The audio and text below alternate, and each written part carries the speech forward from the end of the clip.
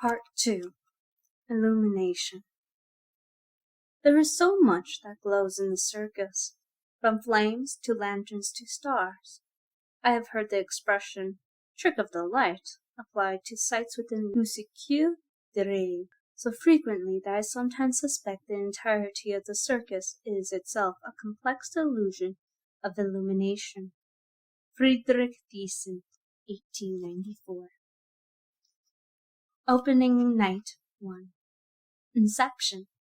London, October 13th and 14th, 1886. Opening day, or opening night rather, is spectacular. Every last detail is planned, and a massive crowd gathers outside the gates long before sundown.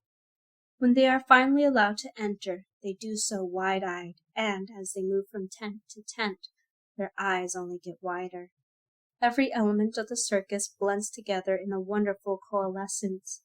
Acts that have been training in separate countries on separate continents now perform in adjacent tents, each part melding seamlessly into a whole.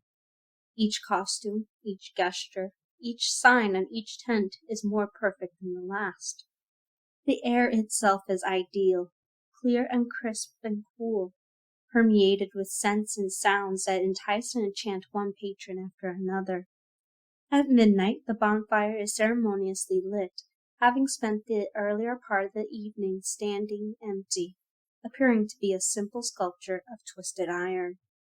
The 12 of the fire performers quietly enter the courtyard with small platforms that they set up along the perimeter like numbers on the clock. Precisely 1 minute before the hour, they each ascend their respective platforms and pull from their backs shimmering black bows and arrows. At 30 seconds before midnight, they light the tips of their arrows with small dancing yellow flames. Those in the crowd who had not noticed them previously now watch and wonder. At 10 seconds before the hour, they raise their bows and aim the flaming arrows at the waiting well of curling iron. As the clock begins to chime near the gates, the first archer lets his arrow fly, soaring over the crowd and hitting its mark in a shower of sparks. The bonfire ignites in an eruption of yellow flame. Then the second chime follows. The second archer sends his arrow into the yellow flames, and they become a clear sky blue. A third chime with the third arrow, and the flames are a warm, bright pink. Flames the color of a ripe pumpkin follow the fourth arrow. A fifth, and the flames are scarlet red. A sixth brings a deeper, sparkling crimson. 7, and the fire is soaked in a color like an incandescent wine. 8, and the flames are shimmering violet. 9, and violet shifts to indigo. A 10th chime, a 10th arrow, and the bonfire turns deepest midnight blue. On the penultimate chime, the dancing flames change from blue to black, and for that moment it is difficult to discern the fire from its cauldron. And on the final strike, the dark flames are replaced with a blinding white, a shower of sparks falling like snowflakes around it. Huge curls of dense white smoke swirl up into the night sky. The reaction from the crowd is uproarious. The spectators who had been considering taking their leave decided to stay just a bit longer and comment enthusiastically about the lighting of the fire. Those who do not witness it themselves heartily believe the stories told minutes or hours later. People roam from tent to tent, wandering down paths that loop over each other, never seeming to end. Some enter each tent they pass, while others are more selective, choosing tents to enter after careful consideration of signs. Some find a particular tent so fascinating that they are unable to exit it, opting instead to stay there the duration of their visit. Patrons make suggestions to other patrons they pass on the concourses, pointing out remarkable tents they have visited already.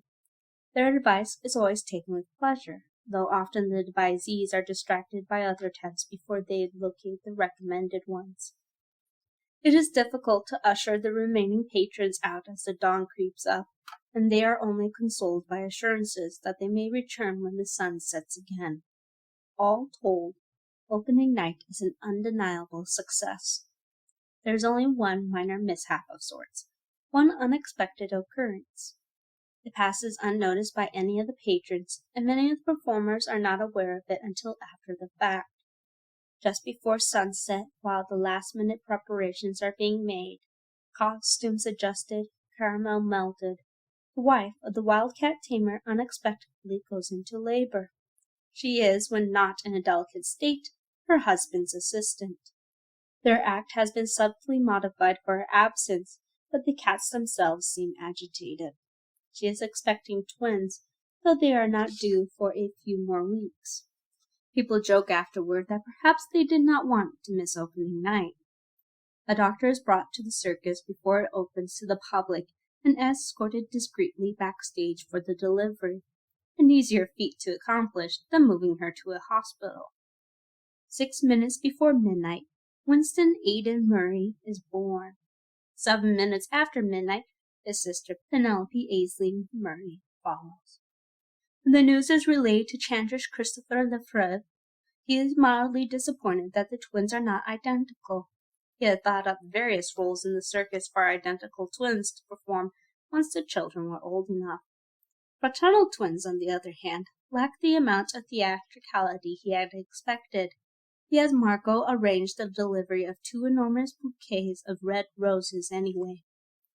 They are tiny things, each with a rather surprising amount of bright red hair. They barely cry, staying awake and alert, with matching pairs of wide blue eyes. They are wrapped in spare bits of silk and satin, white for her and black for him.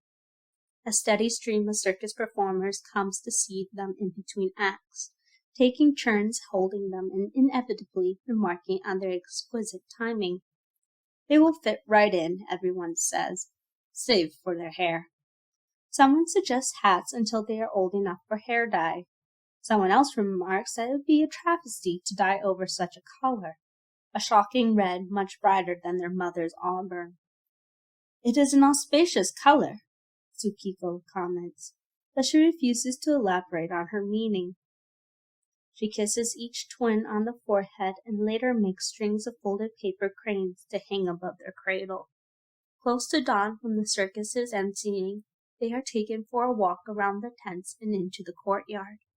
The purpose is ostensibly to lull them to sleep, but they stay awake, watching the lights and the costumes and the stripes on the tents around them, strangely alert for being only a few hours old.